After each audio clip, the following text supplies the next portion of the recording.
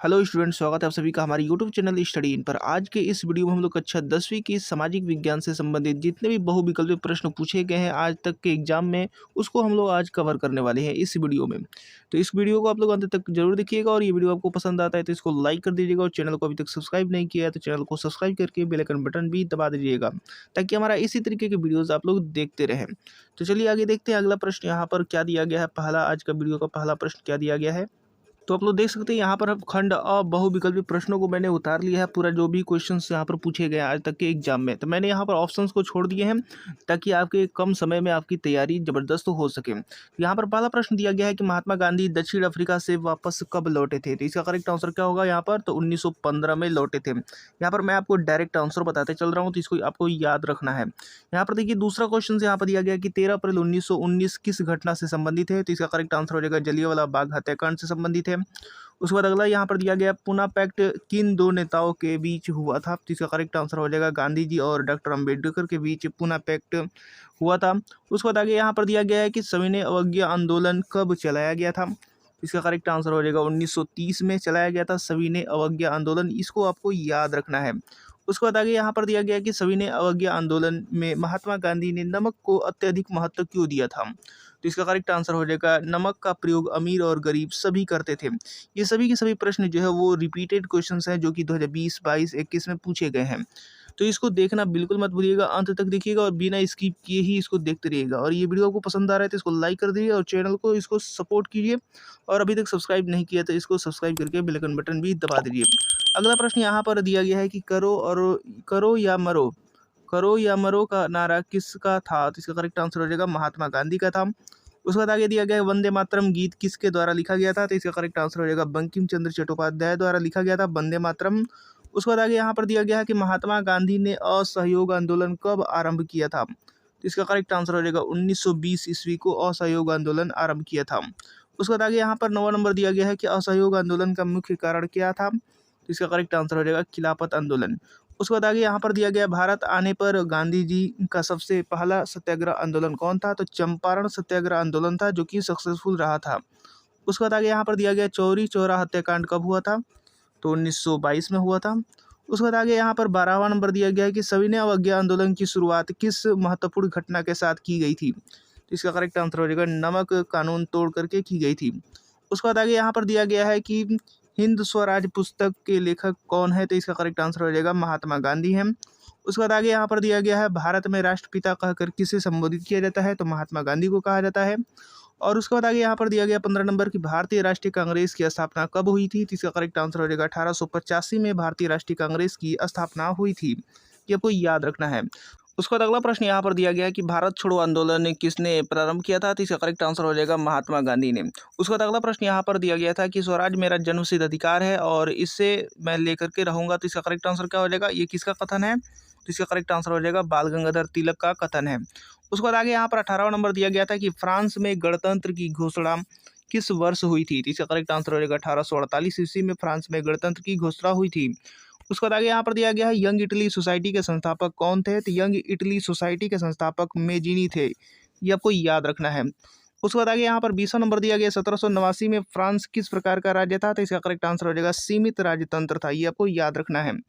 उसके बाद आगे यहाँ पर दिया गया ऑटो वान बिस्मार्क का संबंध किस देश से था। तो इसका करेक्ट आंसर हो जाएगा जर्मनी से था।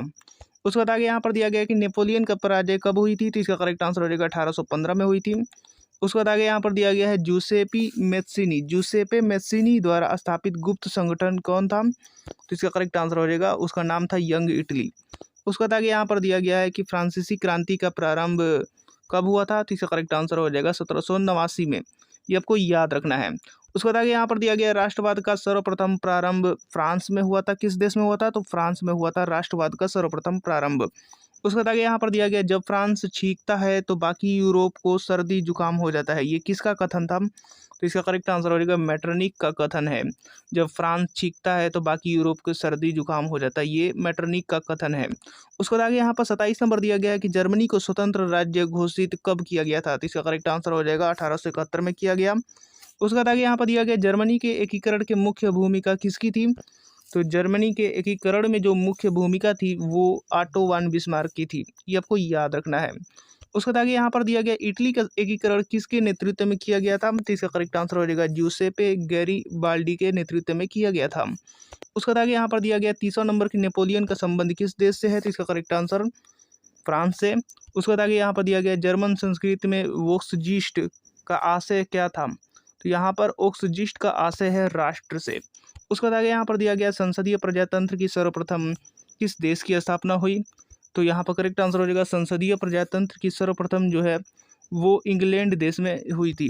उसके बाद आगे यहाँ पर दिया गया 1848 की फ्रांसीसी राज्य क्रांति का फलस्वरूप क्या मिला, तो इसका करेक्ट आंसर हो जाएगा गणतंत्र की स्थापना हुई थी 1848 की फ्रांसीसी राज्य क्रांति के फलस्वरूप।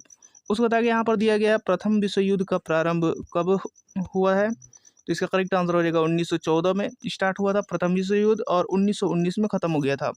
उसके बाद आगे यहाँ पर दिया गया है संयुक्त राष्ट्र संघ की स्थापना कब हुई थी, तो इसका करेक्ट आंसर हो जाएगा 1945 में संयुक्त राष्ट्र संघ की स्थापना हुई थी। उसके बाद आगे यहाँ पर दिया गया अनुबंध व्यवस्था को और किस नाम से जाना जाता है, तो इसका करेक्ट आंसर हो जाएगा नई दास प्रथा के नाम से जाना जाता है। उसके बाद आगे यहाँ पर दिया गया महामंदी का प्रारंभ कब हुआ था, तो इसका करेक्ट आंसर हो जाएगा 1929 में हुआ था। उसके बाद आगे यहाँ पर दिया गया संयुक्त राष्ट्र संघ का मुख्यालय कहाँ पर स्थित है, तो इसका करेक्ट आंसर हो जाएगा न्यूयॉर्क में स्थित है संयुक्त राष्ट्र संघ का मुख्यालय। उसके बाद आगे यहाँ पर दिया गया अफ्रीका में किस बीमारी की वजह से अधिकांश जानवरों की मृत्यु हो गई थी, तो इसका करेक्ट आंसर हो जाएगा रिंडर पेस्ट। उसके बाद आगे यहाँ पर दिया गया 40 नंबर की भूमि एक संसाधन है, तो कैसा संसाधन है, तो प्राकृतिक संसाधन है। उसके बाद आगे यहाँ पर दिया गया एक मिट्टी का प्रकार नहीं है, तो यहाँ पर ऑप्शन दिए गए थे उसमें से ये करेक्ट आंसर हो जाएगा सीमेंट। ठीक है, जो सीमेंट है वो मिट्टी का प्रकार नहीं है, तो बाकी लेटराइट है, काली मिट्टी हो गई, पीली मिट्टी हो गई, ये सब के सब जो है वो मिट्टी के प्रकार हैं। उसके बाद आगे यहाँ पर दिया गया अजैवीय संसाधन कौन सा है, तो इसका करेक्ट आंसर हो जाएगा अजैवीय में चट्टाने हो जाएंगे। उसके बाद आगे यहाँ पर दिया गया काली मिट्टी पाई जाती है, तो कहाँ पर पाई जाती है, तो इसका करेक्ट आंसर हो जाएगा गुजरात में पाई जाती है। लाल पीली मिट्टी कहाँ पाई जाती है, तो इसका करेक्ट आंसर हो जाएगा दक्कन के पठार में लाल और पीली मिट्टी पाई जाती है। उसके बाद आगे यहाँ पर दिया गया पंजाब में भूमि निम्नीकरण का मुख्य कारण क्या है, तो इसका करेक्ट आंसर हो जाएगा अधिक सिंचाई। उसके बाद आगे यहाँ पर दिया गया है नवीकरणीय संसाधन और पवन ऊर्जा, तो यहाँ पर करेक्ट आंसर हो जाएगा नवीकरणीय जो संसाधन है वो सौर, पवन ऊर्जा, जल, वन्य एवं वन्य जीवन जो है वो नवीकरणीय संसाधन है, ये आपको याद रखना है। उसके बाद आगे यहाँ पर दिया गया 47 नंबर की कपास की खेती के लिए मृदा उपयुक्त है, तो कौन सी मृदा उपयुक्त है, तो काली मृदा। उसके बाद आगे यहाँ पर दिया गया कोयला किस प्रकार का संसाधन है, तो इसका करेक्ट आंसर हो जाएगा अनवीकरण योग्य, ये आपको याद रखना अनवीकरण योग्य। उसके बाद आगे यहाँ पर दिया गया है कि चाय की खेती के लिए उपयुक्त मिट्टी कौन सी है, तो इसका करेक्ट आंसर हो जाएगा लेटराइट, ये आपको याद रखना है। उसके बाद आगे यहाँ पर दिया गया कि किस राज्य में सीढ़ीदार खेती की जाती है, इसका करेक्ट आंसर हो जाएगा उत्तराखंड में की जाती है। किसकी अधिक मात्रा जलोढ़ मिट्टी में पाई जाती है, तो इसका करेक्ट आंसर हो जाएगा पोटास की, चूना, फास्फोरस, इन सभी की जो मात्राएं होती हैं वो जलोढ़ मिट्टी में पाई जाती हैं, अधिक मात्रा में पाई जाती हैं। उसके बाद आगे यहाँ पर दिया गया है कि कौन सा संसाधन पुनः चक्रीय है, तो इसका करेक्ट आंसर हो जाएगा लोहा जो है पुनः चक्रीय है, ये आपको याद रखना है। उसके बाद आगे यहाँ पर दिया गया है कि कौन सा व्यक्तिगत संसाधन नहीं है, तो इसका करेक्ट आंसर हो जाएगा खनिज संसाधन जो है व्यक्तिगत संसाधन नहीं है। उसके बाद आगे यहाँ पर दिया गया है कि संभावित संसाधन कौन कौन सा है, तो इसका करेक्ट आंसर हो जाएगा सौर और पवन ऊर्जा, ये संभावित संसाधन है। उसके बाद आगे यहाँ पर दिया गया सुंदरवन राष्ट्रीय पार्क जो है वो किस राज्य में स्थित है, तो इसका करेक्ट आंसर हो जाएगा पश्चिम बंगाल में स्थित है। उसके बाद आगे यहाँ पर देखते हैं 56 नंबर यहाँ पर दिया गया है कि चिपको आंदोलन संबंधित है, तो किससे संबंधित है, तो इसका करेक्ट आंसर हो जाएगा वन संरक्षण से संबंधित है चिपको आंदोलन। उसके बाद आगे हम देखते हैं 57 नंबर की टाइगर प्रोजेक्ट किस वर्ष आरंभ किया गया था, तो इसका करेक्ट आंसर हो जाएगा 1973 में किया गया था टाइगर प्रोजेक्ट का आरंभ। उसके बाद आगे यहाँ पर दिया गया देश के कुल भौगोलिक क्षेत्रफल का कितना प्रतिशत हिस्सा वनाच्छादित है, वनाच्छादित कितना प्रतिशत है, तो इसका करेक्ट आंसर होगा 24.56% जो है वो देश के भौगोलिक क्षेत्रफल का वनाच्छादित है, हिस्सा जो है वो वनाच्छादित है, वनों से भरा हुआ है। उसके बाद आगे यहाँ पर दिया गया है कि भारत में सबसे पहले वन एवं वन्य जीव संरक्षण अधिनियम किस वर्ष में लागू किया गया था, तो इसका करेक्ट आंसर हो जाएगा 1972 में लागू किया गया था। और उसके बाद आगे यहाँ पर दिया गया कि बांधों को भी कहा जाता है, तो क्या कहा जाता है, बांधों का दूसरा नाम है बहुउद्देशीय परियोजनाएं, ये आपको याद रखना है। उसके बाद आगे यहाँ पर दिया गया सलाल बांध किस नदी पर बना है, तो सलाल बांध किस नदी पर बना है, तो चिनाब नदी पर बना है। उसके बाद आगे यहाँ पर दिया गया टिहरी बांध परियोजना किस राज्य में स्थित है, तो इसका करेक्ट आंसर हो जाएगा उत्तराखंड में स्थित है। उसके बाद आगे यहाँ पर दिया गया 63 नंबर की बहुउद्देशीय परियोजनाओं को किसने आधुनिक भारत का मंदिर कहा है? तो इसका करेक्ट आंसर हो जाएगा जवाहरलाल नेहरू। उसके बाद आगे यहाँ पर दिया गया कि विश्व में सर्वाधिक वर्षा किस स्थान पर होती है? तो आंसर हो जाएगा मशीनराम। उसके बाद आगे यहाँ पर दिया गया खरीफ फसल कौन सा है? तो इसका करेक्ट आंसर हो जाएगा धान है, कपास है, ये सब के सब खरीफ फसल है। रबी की फसल की बात करें तो रबी फसल है गेहूं, चना। रेशेदार फसलों की बात करें तो जूट, कपास, प्राकृतिक रेशम, ये सब के सब रेशेदार फसलों के नाम हैं। उसके बाद आगे यहाँ पर दिया गया रोपड़ फसल कौन सी है? तो इसका करेक्ट आंसर हो जाएगा गन्ना जो है वो रोपड़ फसल है। उसके बाद आगे यहाँ पर दिया गया कि भूदान आंदोलन किसके द्वारा आरंभ किया गया था? तो इसका करेक्ट आंसर हो जाएगा विनोबा भावे। ये सभी के सभी जो है वो MCQ से संबंधित प्रश्न है जो आपके बोर्ड एग्जाम में पूछे जा चुके हैं। तो संभावित है कि आपके जो 3 मार्च के होने वाले हैं सामाजिक विज्ञान की, उसमें भी पूछे जाएंगे। तो इसमें से सब कुछ आप लोग याद कर लीजिए, बिना स्किप किए इसको देखते रहिए। और ये वीडियो आपको पसंद आ रहा है तो इसको लाइक कर दीजिए, और चैनल को सब्सक्राइब नहीं किया तो चैनल को सब्सक्राइब करके बेल आइकन बटन भी दबा दीजिए। उसके बाद हम लोग आगे देखते हैं यहाँ पर 70 नंबर की कर्तन दहन कृषि यानी झूम कृषि, जिसका नाम है कर्तन दहन कृषि, किस राज्य में पाई जाती है? तो इसका करेक्ट आंसर हो जाएगा मिजोरम। उसके बाद हम लोग आगे देखते हैं यहाँ पर, ठीक है, तो आगे हम लोग देखते हैं यहाँ पर मोटे अनाज के अंतर्गत सम्मिलित फसल कौन सी है? तो इसका करेक्ट आंसर हो जाएगा ज्वार जो है वो मोटे अनाज के अंतर्गत सम्मिलित फसल है। उसके बाद आगे यहाँ पर दिया गया है कि कोरबा प्रसिद्ध है, तो किसके लिए प्रसिद्ध है? तो कोयला के लिए प्रसिद्ध है। एंथ्रासाइट का संबंध किस खनिज से है? तो इसका करेक्ट आंसर हो जाएगा कोयला से है एंथ्रासाइट का संबंध। उसके बाद आगे यहाँ पर हेमेटाइट का संबंध पूछ रहे हैं, तो हेमेटाइट का संबंध जो है वो लौह अयस्क से है। उसके बाद आगे यहाँ पर दिया गया कि इस्पात बनाने में किस खनिज का प्रयोग किया जाता है? तो इसका करेक्ट आंसर हो जाएगा मैंगनीज का। उसके बाद आगे यहाँ पर दिया गया 76 नंबर की कौन सा खनिज आधारभूत है? तो इसका करेक्ट आंसर हो जाएगा लौह अयस्क। उसके बाद आगे यहाँ पर दिया गया है कि झरिया प्रसिद्ध है। झरिया किस लिए प्रसिद्ध है? तो यहाँ पर करेक्ट आंसर हो जाएगा कोयला के लिए। उसके बाद आगे यहाँ पर दिया गया अंकलेश्वर किसके उत्पादन के लिए प्रसिद्ध है? तो इसका करेक्ट आंसर हो जाएगा पेट्रोलियम के लिए। उसके बाद आगे यहाँ पर दिया गया मुंबई हाइव जो प्रसिद्ध है वो किसके लिए है? मुंबई हाइव, तो इसका करेक्ट आंसर हो जाएगा तेल शोधक कारखानों के लिए प्रसिद्ध है। उसके बाद आगे यहाँ पर दिया गया भारत में पवन ऊर्जा का विशाल केंद्र कहाँ स्थित है? तो इसका करेक्ट आंसर हो जाएगा तमिलनाडु में। उसके बाद आगे यहाँ पर दिया गया कि कौन सा गैर परंपरागत ऊर्जा स्रोत है? तो इसका करेक्ट आंसर हो जाएगा सौर ऊर्जा। उसके बाद आगे यहाँ पर 82 नंबर दिया गया है कि पश्चिमी रेलवे का मुख्यालय स्थित है, तो इसका करेक्ट आंसर हो जाएगा मुंबई में स्थित है। ये आपको याद रखना है।